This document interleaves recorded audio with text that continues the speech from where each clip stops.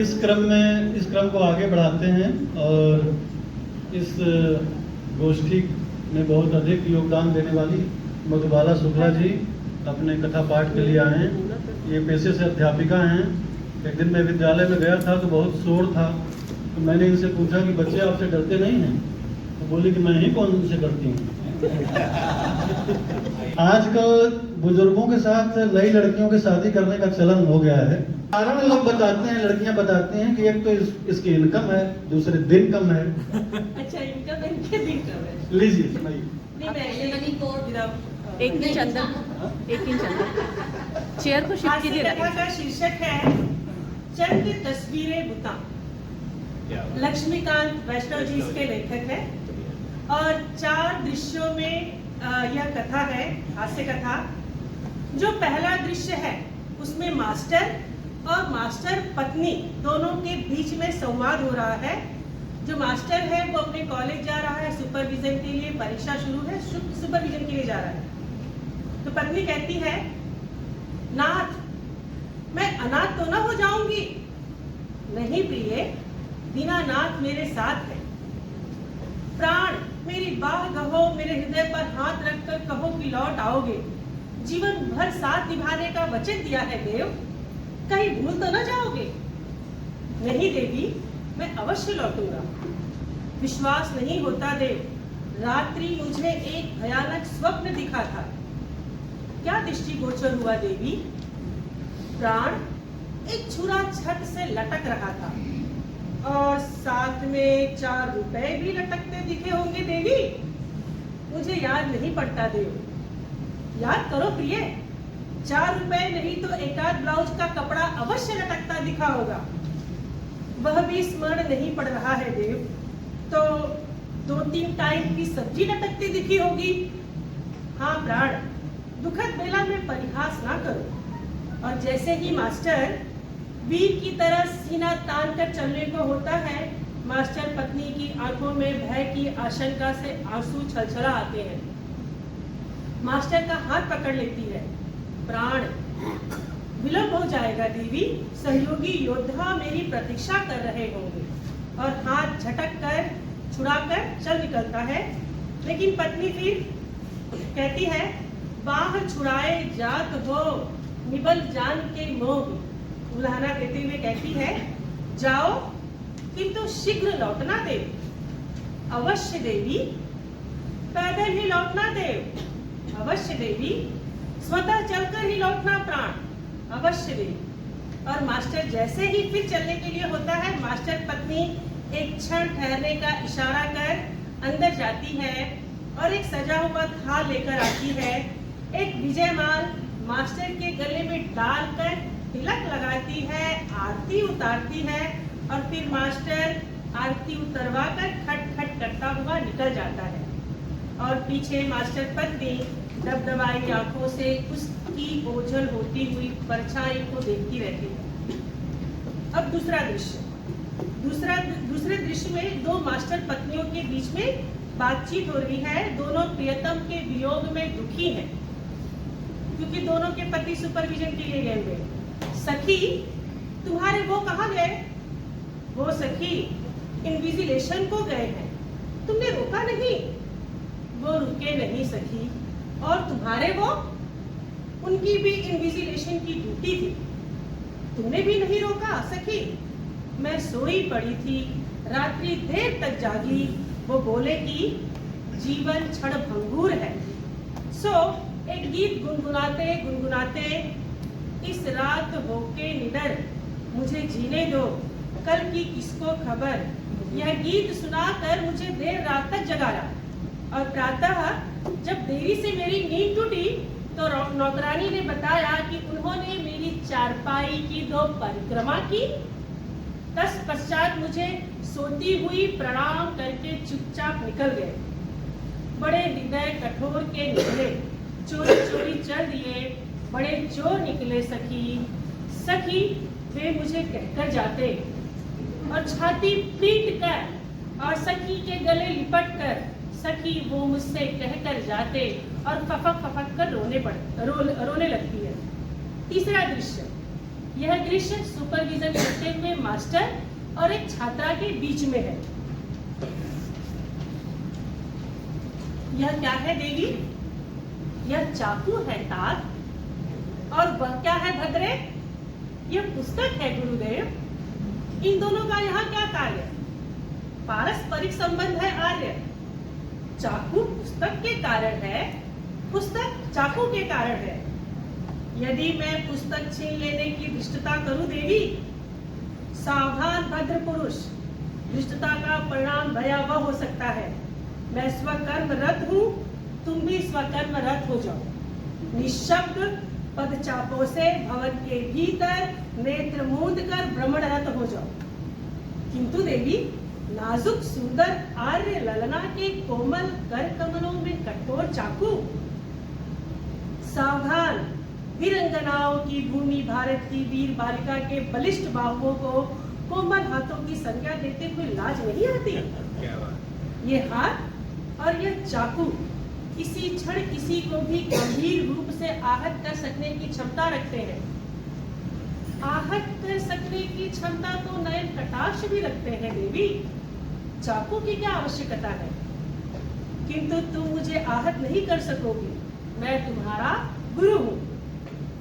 और मास्टर चाकू उठाकर, पुस्तक उठाकर आगे बढ़ जाता है और छात्रा छटपटाती रह जाती है और कहती है, परिणाम भयावह होगा गुरु, दुष्ट शिक्षक देख लिया जाएगा। अब देख ही तो रही हो भद्रे। ये तीसरा दृश्य खत्म। चौथा, यह वार्तालाप सुपरवाइजर जो मास्टर है वो और पुस्तक खोलकर नकल करते हुए छात्र की है। ऊपर छात्रा है, नीचे छात्र, और दोनों के जो स्वर है उनमें दृढ़ता है। यह क्या रखा है? यह छुरा रखा है। यह क्यों रखा है? यह पेंसिल छीलने को रखा है, और बहुत छोटा है लेकिन यह तो। और मास्टर अपने जेब से लंबा छुरा निकाल कर बढ़ाते हुए छात्र को देता है, कहता है, लो पेंसिल इससे छीलो। बस ये खत्म। नीतू जी, नीतू पांडे ना? नहीं, शर्मा। सबको पांडे मत बनो यार। कबीरदास बोल भी गए हैं। पिछले सप्ताह करिए विश्वास, पिछले सप्ताह करिए विश्वास, 2 पत्र आए थे मेरे पास। एक किसी कवि सम्मेलन की संयोजिका का था, लेखक बोल रहे हैं कि एक तो किसी कवि सम्मेलन की संयोजिका का था और दूसरा मैके में गई हुई मेरी पत्नी का था। संयोजिका ने लिखा था, पारिश्रमिक दे सकेंगे 350, भैया पाओगे मुझे पूरी है आस। गीत फैरानी गाओ, प्रतिलिपि लेते आना, देखो भैया भूल न जाना। और पत्नी ने लिखा था, अगले रविवार करूंगे मैं इंतजार, जरूर आना मेरे प्रिय भरतार। साड़ी दिलवानी है, कपड़े सिलवाने हैं और 350 रुपए अपने साथ में लाने हैं। तो अगली सुबह उठकर मैंने दे डाले दोनों पत्रों के उत्तर। संयोजिका को लिखा था, बहन जी 350 रुपए के लिए मैं नहीं आ पाऊंगा, कहीं और से भी निमंत्रण है, वहीं चला जाऊंगा। और पत्नी को लिखा था, अगले रविवार मैं जरूर आऊंगा और तुमने जो मंगवाया है वह भी अपने साथ में लाऊंगा। प्राण प्यारी, सच तो यह है कि मैं तुम पर मरता हूँ और तुम्हारी बुराइयों पर ध्यान नहीं धरता हूँ। बस अपने पिताजी को कहीं भेज देना, क्योंकि मैं उनसे डरता हूँ। पर हाय रे बुरे दिन चाल नहीं चल गए, दोनों लिफाफों में दोनों पत्रों के उत्तर ही बदल गए। संयोजिका ने लिखा वापस, पतित पथभ्रष्ट हो, यूं तो शरीफ दिखते हो, शर्म नहीं आती, प्राण प्यारी लिखते हो। और मैं तो एक 70 साल की बुढ़िया हूँ, तुम मुझ पर मरते हो। मेरे पिताजी तो कब के मर चुके, तुम उनसे डरते हो। तुम और भी कवियों को बदनाम करवाओगे, अगले किसी सम्मेलन में बुलवाए नहीं जाओगे। और पत्नी ने लिखा था, सठिया गए हो, कहीं खो गए हो, बहन जी लिखते हो, पागल हो गए हो। अब मैं तुम्हें कह देती हूँ कि तुम्हें यहाँ बिल्कुल नहीं आना है, जहां से निमंत्रण है वहीं चले जाना है। अब तो मैं तुम्हें नाको चने चबाऊंगी, मैके में ही रहूंगी और कभी नहीं आऊंगी।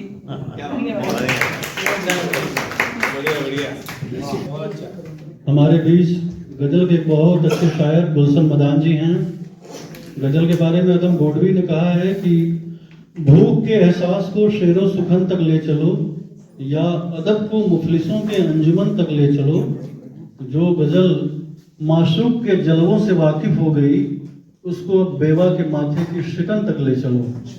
जोरदार तालियों के साथ गुलशन मदार जी का जी। बात नहीं है कल परसों की, बात आई है 40 वर्षों की। मुझको उससे प्यार बहुत था, उसको भी इकरार बहुत था।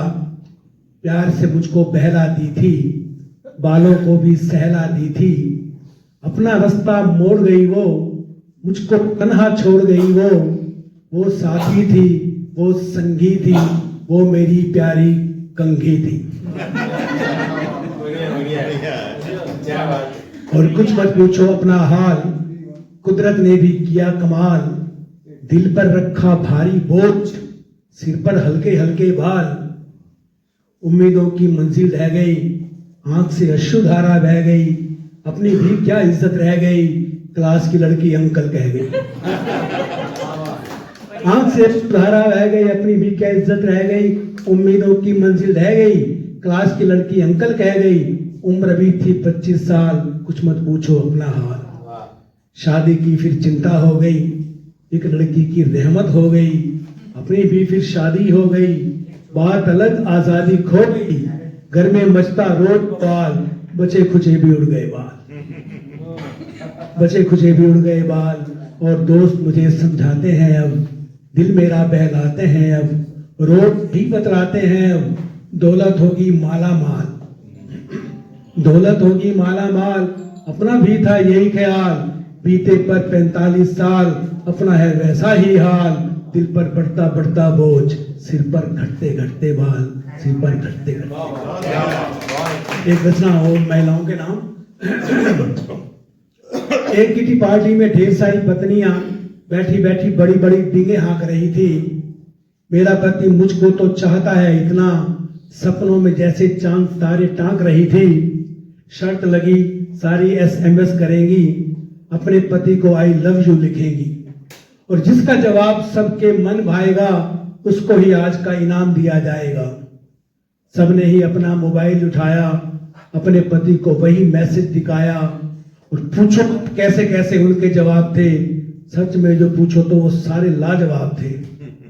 पहली का जवाब था मजाक मत किया करो। पहली का जवाब था मजाक मत किया करो। दूसरी का बोला था कि ज्यादा मत पिया करो। और तीसरी का जल्दी बोलो कहां लगी सेल है। चौथी का मैसेज डिलीवरी ही फेल है। और पांचवी का गाड़ी कहां ठोक कर आई है। पांचवी का गाड़ी कहां ठोक कर आई है। और छठी का क्या सासू मां घर आई है।